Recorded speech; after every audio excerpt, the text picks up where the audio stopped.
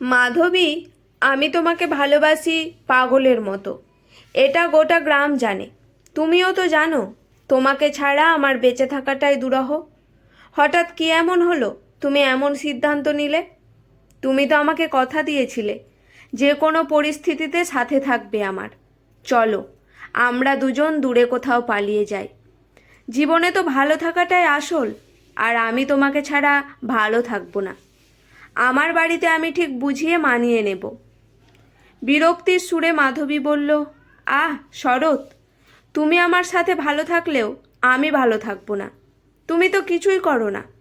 তোমার বাবার জমিদারি প্রায় লাটে উঠেছে।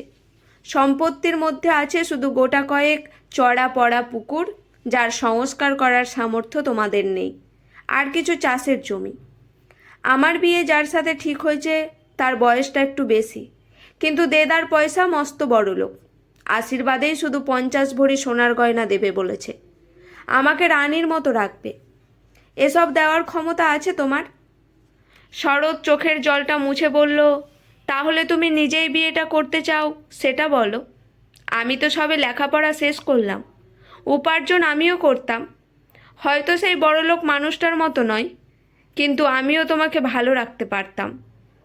অতিরিক্ত প্রাচুর্য ছাড়াও ভালো থাকা যায়। মাধবী বলল, আমি বিয়েটা করতে চাই। তোমার সাথে সারা জীবন গরিবানিয়াতে কাটিয়ে আমি নিজের জীবনটা নষ্ট করতে চাই না।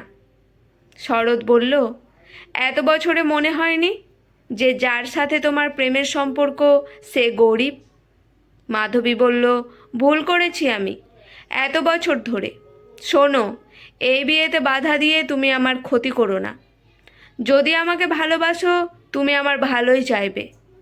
তুমিও বিয়ে করে নিজের মতো করে সংসার করো। শরৎ দীর্ঘশ্বাস ফেলে বলল, দেব না তোমার সুখে বাধা। তবে এত ভালোবাসার পরেও তুমি বললে তুমি ভুল মানুষের সাথে সম্পর্কে ছিলে। মাধবী চলে গেল। শরৎ শেষবারের মতো ভেজা চোখে দেখল হাওয়ায় উড়তে থাকা মাধবীর খোলা চুল আর আঁচল। মাসখানেক পর মহা ধুমধামের সাথে বিয়ে হলো মাধবীর। নিমন্ত্রণ শরৎও পেয়েছিল। খুব ইচ্ছেও করেছিল ওর বউ সাজে মাধবীকে একটা বারের মতো দেখতে, কিন্তু শরৎ জানত ওখানে গেলে ও নিজেকে সামলাতে পারবে না, তাই যায়নি। বিয়ের পরের দিন সকালে শরতের বাড়ির সামনে দিয়ে মহা সমারোহে পালকি চলল। সাথে শোনা গেল মানুষের হাসি আনন্দের কথা। শরৎ বিছানা থেকে আর উঠতে পারল না। সারা শরীর কাঁপুনি দিয়ে জ্বর এলো ওর। একটু সুস্থ হতেই মেধাবী শরৎ ধীরে ধীরে নেশায় আসক্ত হয়ে পড়তে লাগলো। কারো সাথে ভালো করে কথা বলে না সে, মাঝে মাঝে শুধু পাগলের মতো কাঁদে। জমিদার চন্দ্রনাথ একমাত্র ছেলের এই অবস্থা দেখে আতঙ্কিত হয়ে পড়লেন। স্ত্রীসহ আত্মীয়রা উপদেশ দিল ছেলের বিয়ে দিয়ে দাও, তবেই যদি শুধরে যায়। চন্দ্রনাথ অনেক খুঁজে দুর্গায়ের এক গরিব ঘরের ফুটফুটে সুন্দরী মেয়ের সাথে বিয়ে ঠিক করলে ছেলের। কারণ চন্দ্রনাথের ভয় ছিল বড়লোকের মেয়ের সাথে বিয়ে হলে সে তো যদি ছেলের অবস্থার কথা জেনে চলে যায় সংসার ছেড়ে। গরিবের তো আর পালানোর পথ নেই, সব সয়ে পড়ে থাকবে। শরৎকে বিয়ের কথা বললে সে রাজি হলো না কিছুতেই। ওর বাবা বলল, বিয়ে না করে এসব করে বেড়ালে তোমায় আমি ত্যায্য পুত্র করব। মা বলল, আমার মাথার দিব্যি, তুই বিয়েটা কর বাবা। মেয়েটি খুব লক্ষ্মীমন্ত। চোখের সামনে তুই তিলে তিলে নিজেকে শেষ করবি, তা আমি সইতে পারবো না বাবা। এ বিয়ে না করলে আমার মরা মুখ দেখবি তুই। অবশেষে বিষণ্ণ ক্লান্ত গলায় শরৎ বলল, বেশ, বিয়ে করলেই যদি তোমরা শান্তি পাও তাই হোক। আমার মতামতের কোনো দাম নেই যখন। দূরে নদীর ধারে ছোট্ট একটা ছাগলছানা কোলে নিয়ে বসেছিল কমলা।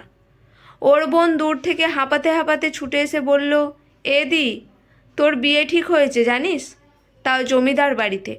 বাবা বলেছে তোদের মস্ত বড় ঘর, রাজপুত্তুরের মতো সুন্দর বর। বোন বরের আর বউ আছে নাকি রে? না না, বউ নেই। জানিস দিদি, তোর বর নাকি অনেক লেখাপড়া জানে। ওই যে কলকাতা বলে জায়গা আছে না, ওখান থেকে পড়েছে। কমলা হেসে বলল, ওরে পাগলি, ওটা কলকাতা। চল দিদি, ঘরে চল, বাবা ডাকতেছে তোরে। ঘরে যেতেই কমলার বাবা মেয়ের মাথায় হাত বুলিয়ে বলল, আমার কমলার কপালে যে ভগবান এত সুখ লিখে রেখেছে ভাবিনি কখনো। মারে, তুই জমিদার বাড়ির বউ হবি, সৌভাগ্য নিয়ে শ্বশুর ঘরে যাবি মা। কমলার চোখের জল মুছিয়ে ওর বাবা বলল, কাঁদিস নে মা, তুই সুখী হবি, ভালো থাকবি। কয়েক সপ্তাহ পর কমলার বিয়ের আয়োজন করলো ওর বাবা। শুভ দৃষ্টিতে প্রথম কমলা দেখল শরৎকে। ঠিক বলেছিল ওর বোন, এ যে সত্যি রাজপুত্র, ফর্সা লম্বা সুঠামো দেহ, সুন্দর দেখতে। কিন্তু সে রাজপুত্র তো তাকালোই না কমলার দিকে। পরদিন কমলা চলল শ্বশুর বাড়ি। ঘাটে নৌকা থামতেই দেখা গেল গা ভরা গয়না আর দামি শাড়ি পরে বরণডালা নিয়ে দাঁড়িয়ে আছে জমিদার বাড়ির মেয়ে বউরা। পাশ থেকে কমলার বোন বলে উঠল, কত আলো দেখ দিদি, ওই বড় বাড়িটাই মনে হয় তোর শ্বশুর বাড়ি। বিয়ের এক সপ্তাহ কেটে গেল, তাও শরৎ একবারের জন্যও ভালো করে চেয়ে দেখল না কমলার দিকে। কমলা দেখল ওর বরের আলমারি ভরা মোটা মোটা বই, কত মেডেল ট্রফি পেয়েছে পুরস্কার স্বরূপ। কিন্তু এত গুণী হওয়ার পরেও মাঝরাতে নেশা করে ওর বর বাড়ি ফেরে। কমলার ঘুম চোখ জুড়ে যায়, খিদেই মাথা ঘোরে। শরৎ এলে বলে, খাবার বেড়ে দিই? শরৎ বলে, না খাবো না।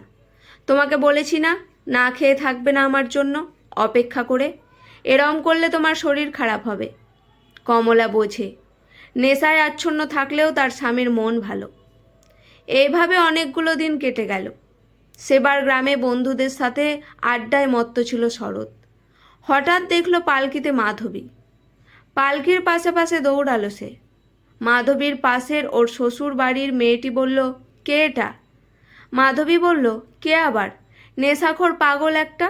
আমি দারোয়ানকে বলছি ওকে তাড়িয়ে দিতে, তুমি ভয় পেও না। থেমে গেল শরৎ সেখানেই। সেদিন ভোর রাতে নেশায় টলতে টলতে বাড়ি ফিরল শরৎ। কমলা স্বামীকে ঘরে নিয়ে গেল। টাল সামলাতে না পেরে পড়ে গেল শরৎ। তারপর চিৎকার করে কেঁদে উঠল। কমলা শরৎকে ওঠাতে গেলে ঠেলে সরিয়ে দিল শরৎ। সেই ঠেলায় সোজা পালঙ্কে গিয়ে লাগলো কমলার মাথা। মাথা ফেটে গড়িয়ে রক্ত পড়ল। ঝাপসা চোখে কমলার দিকে তাকিয়ে চমকে উঠল শরৎ। টলমল পায়ে ওষুধের বক্স বের করে তুলো দিয়ে রক্ত মুছিয়ে ওষুধ লাগিয়ে দিল কমলার। হাত জোর করে বলল, ক্ষমা করে দাও আমাকে। আমার জন্য তুমি আঘাত পেলে, আমার জন্য তোমার জীবন নষ্ট হচ্ছে। আমি খুব খারাপ। কমলা বলল, এমন বলবেন না। পরদিন সকালে শরৎ দেখল চা হাতে ওই মেয়েটাই নিঃশব্দে এসে দাঁড়িয়েছে ওর পাশে। সেবার প্রচণ্ড বৃষ্টি, সাথে বাজ পড়ছে জোরে জোরে। নেশার ঘরে রাস্তায় পড়েছিল শরৎ। হঠাৎ শুনল নূপুরের শব্দ। লণ্ঠনের আলোয় শরৎ দেখল সেই মেয়েটা, আর তার বাড়ির দারোয়ান উঠিয়ে বাড়ি নিয়ে যাচ্ছে তাকে। পরদিন সকালে শরৎ ঘুম থেকে উঠে দেখল তখনও ঘুমিয়ে আছে কমলা মেঝেতে। শরৎ ভীষণ অবাক হলো। রোজ অনেক সকালেই তো ঘুম থেকে উঠে পড়ে মেয়েটা। গায়ে হাত দিয়ে ডাকতেই বুঝলো জ্বরে গা পুড়ে যাচ্ছে। মনে পড়ল কাল রাতে মেয়েটা ভিজতে ভিজতে ওকে আনতে গেছিল রাতের বেলায়। কমলাকে নিজের বিছানায় শুইয়ে রান্নাঘরে গেল শরৎ। শরৎকে এত বছর পর রান্নাঘরে ঢুকতে দেখে সবাই ভীষণ অবাক হলো। ঝি বলল, দাদাবাবু কি লাগবে আমায় বলুন। শরৎ বলল, একটু গরম দুধ দাও তো। কার জন্য দুধ লাগবে শরৎ? তুই তো দুধ খাস না। অপ্রস্তুতভাবে শরৎ বলল, মা, কমলার জন্য, ওর খুব জ্বর। মা মনে মনে ভীষণ খুশি হলো, হেসে বলল, নিয়ে যা। আমি তোর বাবাকে বলছি কবিরাজ মশাইকে খবর দিতে। শোন, বৌমাকে বলবি বিশ্রাম নিতে, যেন এই অবস্থাতে কাজ করতে না আসে। চামচে করে একটু একটু করে গরম দুধ খাওয়ালো শরৎ কমলাকে। দুপুরে কবিরাজ এসে ওষুধ দিয়ে গেলেন। সব ওষুধ বুঝে নিল শরৎ। সারা রাত জেগে শরৎ জলপট্টি দিল কমলার কপালে। জমিদার চন্দ্রনাথ স্ত্রীকে বললেন, দেখেছ, শরৎ আজ সারাদিন বাড়ি থেকে বেরোয়নি। বৌমা ঠিক হলে ওদের ঘুরতে যাওয়ার টিকিট কেটে দেব। বেশ হাওয়া বদল হবে, বৌমার শরীরটা তাড়াতাড়ি ভালো হয়ে যাবে। না খেয়ে মেয়েটার যা হাল। সেদিন সারা রাত শরৎ চেয়ে রইল কমলার দিকে। কি সুন্দর মুখখানি মায়া ভরা, টানা টানা চোখ। আলতো করে মাথায় হাত বুলিয়ে দিতে দিতে চোখ বুজল শরৎ। কিন্তু এ কি, চোখ বুজলে তো আর মাধবীর মুখটা ভেসে উঠছে না। সে জায়গায় দেখতে পাচ্ছে শরৎ কমলার শান্ত স্নিগ্ধ মিষ্টি মুখখানি। কমলা একটু সুস্থ হলে রেলগাড়ি চেপে ঘুরতে বেরোলো দুজন।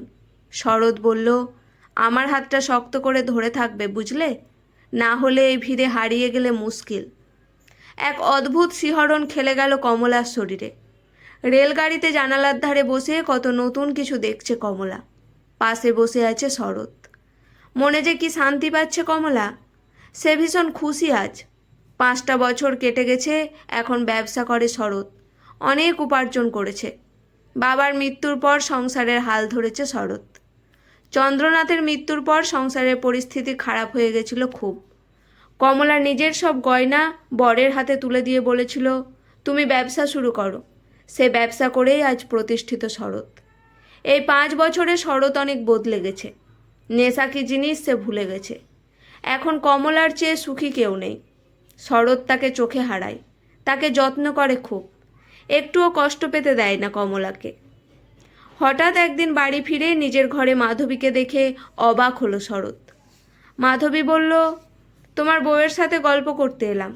দিনের পর দিন মাধবীর এ বাড়িতে আসা বাড়তে লাগলো। শরৎ শুনল মাধবীর বর আবার বিয়ে করেছে, বাড়ি থেকে তাড়িয়ে দিয়েছে ওকে। সেদিন বিকেলে ঝড় এলো, অন্ধকার করে এলো গোটা আকাশ, যেন দিনের বেলাতেই রাত নেমে এসেছে। এরকম আবহাওয়াতে সবসময় ছাদে যাওয়া অভ্যাস শরতের। দাঁড়িয়ে ঝড় দেখছিল সে। হঠাৎ পিছন থেকে জড়িয়ে ধরল মাধবী। পিছন ফিরে মাধবীকে দেখে চমকে এসে শরৎ বলল, ছি ছি, কী করছো তুমি? মাধবী বলল, আমরা কি নতুন করে সংসার শুরু করতে পারি না?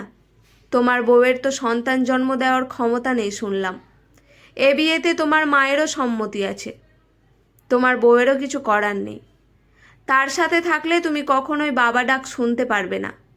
আর তুমি তো আমাকে ভালোবাসো। শরৎ বুঝল কদিন ধরে কমলার মন খারাপ থাকার কারণ। বলল, আমি তোমাকে ভালোবাসি না।